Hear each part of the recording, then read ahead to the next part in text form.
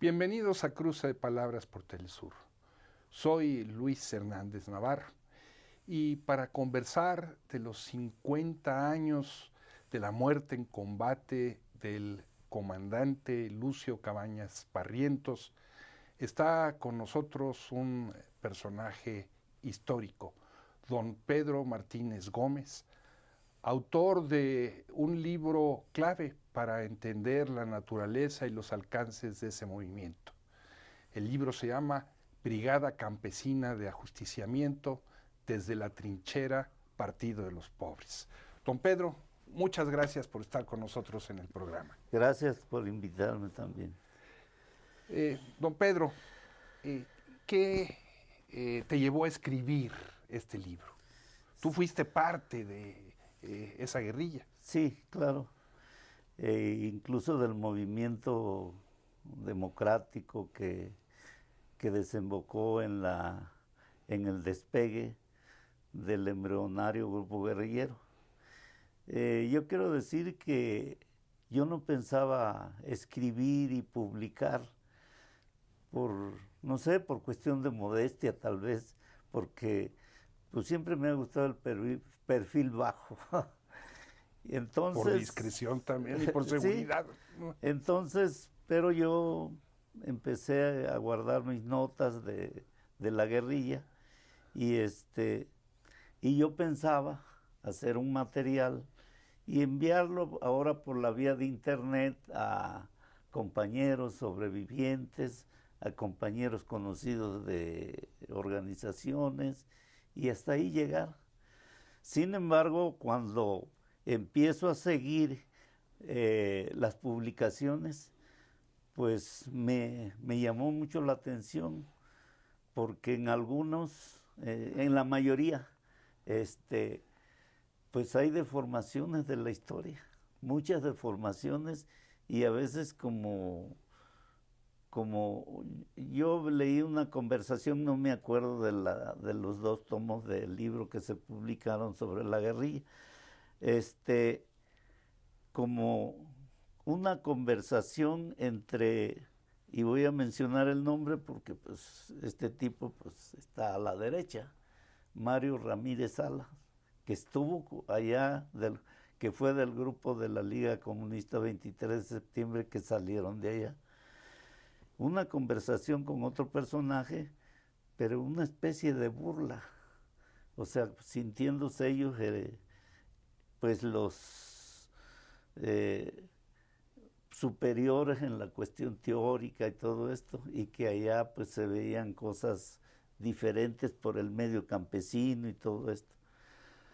Por otro lado, lo que también me llamó la atención es uno que ya murió y que estuvo también con nosotros y escribió un libro que se llama Guerras Secretas. También, y eso fue todavía más deformado. Entonces, y así, incluso una cita de ese libro la retoma Glockner en un libro que se llama Años Heridos. Y me parece, pues, no sé, incorrecto, porque una persona que escribe y todo y no investiga, entonces me parece que pues, no es para valorar esa obra. Y uno que conoce los hechos, pues así, y así sucesivamente fui viendo publicaciones. Entonces transcurrieron los años y pues ya tenía todo el material y decidí armarlo y ya empezar a escribir. Yo siento que el libro rompe con varias cosas que no se sabían, principalmente sobre el secuestro de Figueroa, de los que discutimos. El secuestro de Figueroa, para nuestras audiencias que están en otros países, fue una operación de la guerrilla donde tomaron prisionero al que era el candidato a gobernador del Partido Revolucionario Institucional, ¿no? Un cacique de lo peor. Sí, era de la casta caciquil de lo más reaccionario. y que era de una familia que incluso tuvo que ver mucho con la derrota de Zapata. Toda esa casta tuvo mucho que ver con la traición a Zapata. Incluso Figueroa mismo en la discusión esa dijo que solo así lo podían agarrar, porque se le reclamó eso. O sea, el descendiente de aquellos lo dijo claramente ahí. Por eso, como digo, yo lo que escribí, creo que nadie lo tiene. Y solo yo sé cómo se discutió el caso Figueroa y cómo tuvimos una serie de fallas, de tal manera que eso fue la debacle de la guerrilla. Entonces, por eso yo dije, voy a escribir ese libro. Y como abundé mucho, por eso salió pues, bastante. Ajá. Entonces, esa situación pues me llevó a aclarar. Yo siento que aclaré muchas cosas. Y por eso mismo el libro está siendo muy requerido, porque en Atoyac, por ejemplo, hay gente que se dedica a escribir. Atoyac, de donde era... De donde era Lucio Cabañas. Ahí hay muchos que empezaron a escribir también, a hacer videos, y yo los veía y decía, bueno, pues, ¿por qué no investigan? Ahora todos los que tienen la posibilidad de escribir en Atoyac tienen todas las fuentes. En la sierra hay sobrevivientes todavía de las comunidades que sufrieron la represión, que sufrieron el maltrato cuando reunían a las personas, los soldados. Entonces les he dicho, tienen todo aquí. Hay gente que se traslada aquí para andar investigando y le cuesta más trabajo. Incluso hay sobrevivientes. Hay algunas mujeres sobrevivientes, incluso del rescate de Figueroa. Y entonces, pues yo dije, no, pues tengo que escribir, tengo que hacer algo que tenga impacto. Sobre la cuestión del 18 de mayo, de la confrontación que hubo, también he encontrado una serie de datos incorrectos. Y que hay gente que se aferra a que así fue. Que es prácticamente el inicio del levantamiento, cuando se internan a la sierra. Sí. Lucio no era el tipo violento que en los mítines provocara, sino que Lucio pensaba todavía en la libertad política, en la libertad democrática, porque de hecho no había un proyecto. Todo era el mitin. Para Lucio el mitin era el arma principal, porque todo lo deforman los que escriben. Entonces, él todavía tenía la confianza en que se podían ganar reivindicaciones democráticas por la vía democrática, por la vía de la libertad. Entonces, por eso no había ningún proyecto. Por eso cuando parte el pequeño grupo que acompaña a Lucio, pues no había que empezar, aún cuando se había hecho un trabajo político amplio, se empezó a hacer talacha todavía. La gente de inmediato empezó a apoyar con alimentos, con llevar recados, con comprar enseres para la protección de la gente que estaba en la sierra y para vigilar, digamos, por dónde se movía el enemigo. Toda esa colaboración fue desde un principio. Era emocionante ver cómo se iba a las comunidades y se reunía la gente en las canchas, allá en la sierra. En las canchas de básquetbol. En las canchas de básquetbol. Y pues era muy emocionante eso, porque yo antes de integrarme estuve conectado a ese grupito que todavía era muy endeble, y algunas veces hasta acompañé en algunos recorridos a ese grupo que, que reunía a la gente. ¿Qué te lleva a ti a integrarte a la guerrilla? Pues mira, a mí nadie me reclutó para ingresar al movimiento de izquierda. Yo mismo busqué en Atoyac, se andaba organizando un grupo de jóvenes. Claro, esto ya tenía su origen de la escuela Modesto Alarcón, que era donde trabajaba Lucio y Serafín Núñez Ramos. Serafín Núñez Ramos, aunque no se integró a la guerrilla, pero hizo una gran labor de formación de jóvenes en la escuela Modesto Alarcón. Eso se lo tenemos que reconocer. Era muy estudioso, tenía muchos conocimientos. Y desde ahí venía una generación de jóvenes y que Serafín contribuyó mucho a esa formación de jóvenes. ¿Tú fuiste parte de ellos? Sí, entonces yo busqué a un compañero, no sé si llegaste a conocer a Octaviano Santiago Dionisio, y le dije, oye, yo sé que se están reuniendo. Sí, dice, si quieres ven, participa en una reunión y si te convence, pues te integras. Y así fue. O sea, mis inquietudes fueron porque yo en la primaria me gustaba mucho la historia, aunque tenían como chavo, como jovencito, como niño, muchas confusiones. No podía distinguir entre Carranza y Madero y Emiliano Zapata, pero yo me llamaban mucho la atención. La historia. La historia. Y a partir de ahí, te digo, yo mismo fui a Entraste al Partido Comunista primero. Yo estuve en la Juventud Comunista. En la Juventud Comunista. Y fuiste a la Unión Soviética, a una escuela de cuadros. Sí, después, pues me propusieron eso. Claro, por algunos méritos de que, como te dije, yo tenía contacto con el grupo todavía embrionario y empezamos a agrupar jóvenes campesinos. Por eso te digo que fueron jóvenes.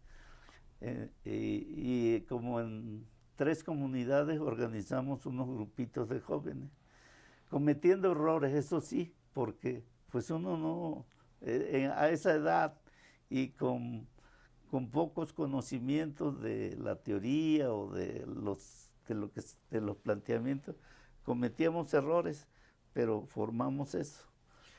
Entonces después, a raíz de eso, me proponen que si estaba dispuesto a ir. Y yo dije, bueno, pues si de por sí yo le voy a entrar a esto. Ya estaba. Vaya o no vaya, yo le voy a entrar a esto. Y qué bueno que aproveché la experiencia porque algunos les propusieron y le tuvieron miedo de salir del país. Tú no. No, yo les dije, yo sí me voy.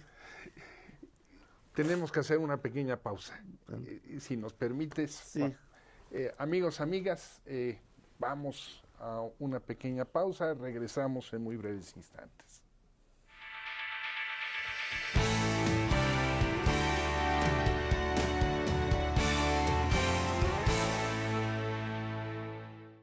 Estamos ya de vuelta en este cruce de palabras con don Pedro Martínez Gómez, combatiente, integrante de la Brigada Campesina de Ajusticiamiento del Partido de los Pobres, dirigida por el comandante Lucio Cabañas.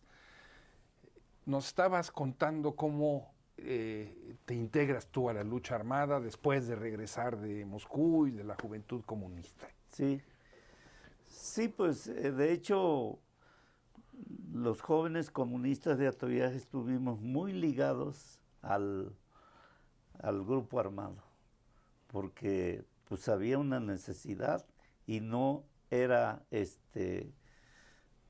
pues que abandonáramos esto, porque además de la sierra pues nos buscaban que para alguna comisión, para algún detalle, y como te digo, yo estuve pendiente desde que inició esto. Yo vi cuando Lucio Cabañas abandonó Atoyac. Entonces, cuando yo regreso, y tuvimos una reunión porque iba a ser la primera asamblea del Partido de los Pobres en Acapulco. Allí de regreso, allí vi a Lucio. Sin embargo, pues, desgraciadamente yo no pude asistir a esa. Pero pues estuvo muy animada, según los compañeros que asistieron, y de allí reanudé el contacto. Y yo me integré inicialmente a un comando que estaba en Acapulco, que tuvimos muchos errores y que fueron pocos los triunfos que tuvimos. Y posteriormente pues ya me subí a la sierra. Y en ese sentido pues ya era una decisión de tiempo completo. Por eso de ahí empezamos a hacer las tareas de la guerrilla, participar. Yo llegué a participar en la dirección de la brigada y pues sí, llegó eso de los recorridos por los pueblos, por el empezar a informarle a la gente, empezar a plantearles qué era lo que se pensaba de un movimiento guerrillero, aclararles todo eso, pues eso yo lo considero como la primera etapa que fue bastante importante. Uh-huh. Por otro lado, con todo ese trabajo que se hizo, se pudo llegar a la segunda etapa, por así a lo álgido de la guerrilla, o sea, cuando se desarrolla más, cuando ya empiezan jóvenes a llegar a quedarse de manera fija. La brigada tuvo dos formas de militancia, los fijos y los temporales. Entonces, por lo menos ya estaban llegando gente temporal por 2 meses y algunos pues ya se quedaban fijos. O los que se iban por cumplir 2 meses, después regresaban. Y así de esa manera fue creciendo la brigada en su segunda etapa. En esta segunda etapa de desarrollo, fue cuando hubo la necesidad de poder atacar al ejército. Las emboscadas. Las emboscadas. Precisamente como una respuesta de que pues ya estaba la represión. Y pues algunos campesinos pues, nos decían, bueno, ¿y ustedes cuándo van a atacar al ejército? Y no se diga la militancia. Y fue cuando se realizaron las 2 victoriosas emboscadas que nos dejaron material bélico, armas ya de las que traía el ejército, y enseres y muchas cosas que pudimos obtener. Entonces, de allí fue un crecimiento vertiginoso de la guerrilla. Más jóvenes ingresaban, más jóvenes, y dentro de ese periodo, pues se hizo la segunda asamblea, que también en la sierra, que también fue exitosa. Por otro lado, pues teníamos más contacto con la población, aún con la represión, porque al principio no había represión así de manera sistemática. Todavía el ejército era poco el que se concentraba en Atoyac, solamente los 18 de mayo. Y podíamos moverlo, pero ya con la segunda etapa ya era más complicado. Y entonces ya podíamos tener subcampamentos lejos de las comunidades y al principio no, porque el grupito a veces iba hasta las casas de los campesinos a comer. Entonces después había que estar en campamentos y fue creciendo la brigada hasta que llegó un momento que ya éramos como 40 elementos.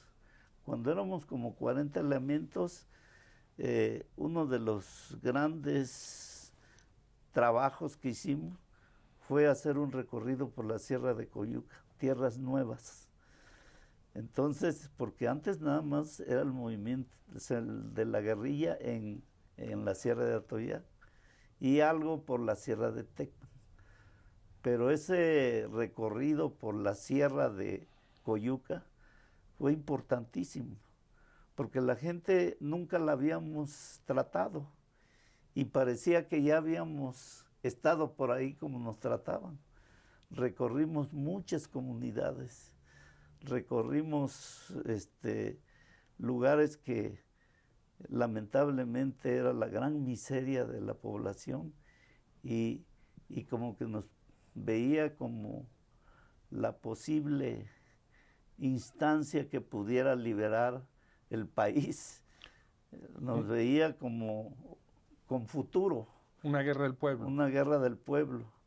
Entonces, sobre la represión, nosotros íbamos avanzando en los pueblos y el ejército atrás, hasta que llegó un momento, y también llevamos la idea de que en la primera oportunidad había que hacer una emboscada. Esa era la idea también, y que nos persiguiera. Pero hasta que llegó el momento que se hizo una emboscada por allí, por la Sierra de Coyuca, por un lugar que se llama la Hierba Santa. Aunque ya no fue lo mismo, porque el ejército, conforme iba avanzando, el movimiento también él iba aprendiendo. Por ejemplo, soldados que llegaban de Oaxaca o de Sonora, pues no conocían la sierra, pero después la iban conociendo y ya no querían ir en transporte por carretera, sino esa vez iban caminando. Entonces así fue más complicado. Rompiendo el monte. Combatirlos y recoger armas.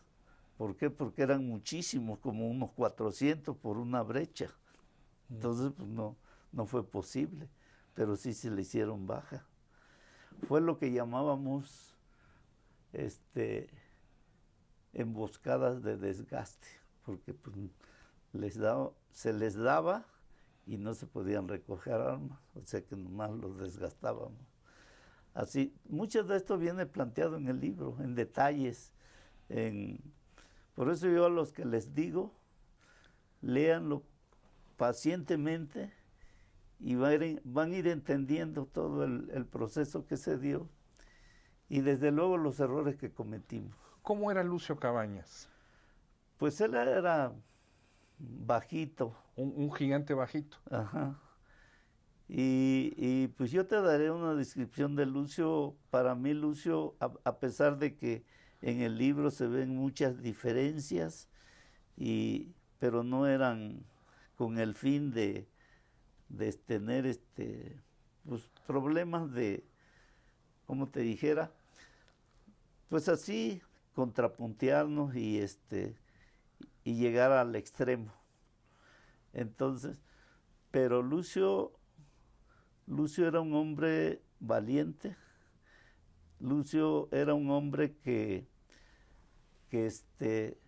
tenía grandes virtudes, pero claro, también defectos.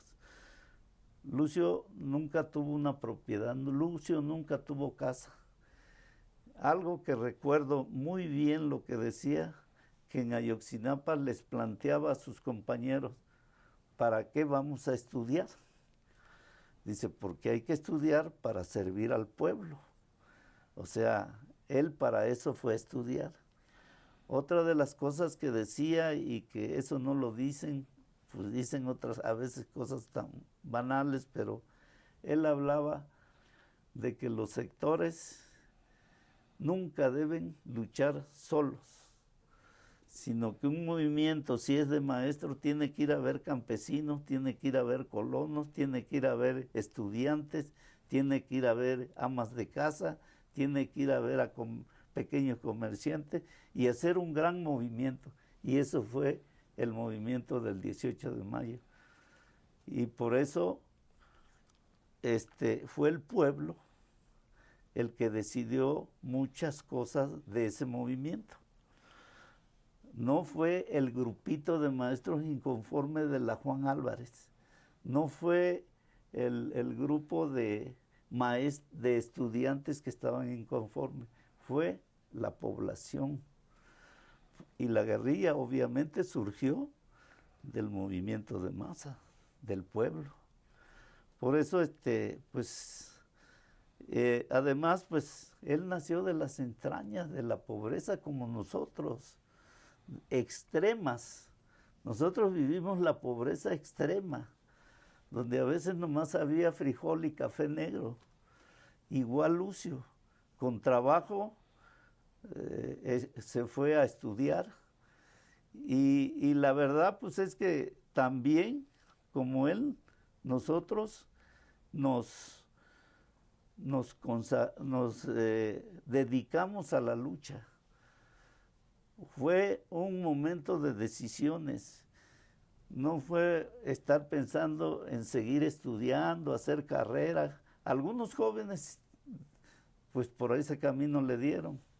Pero muchos de nosotros vimos esa situación y nos decidimos claramente que le íbamos a entrar y que no había marcha atrás. Y no la había.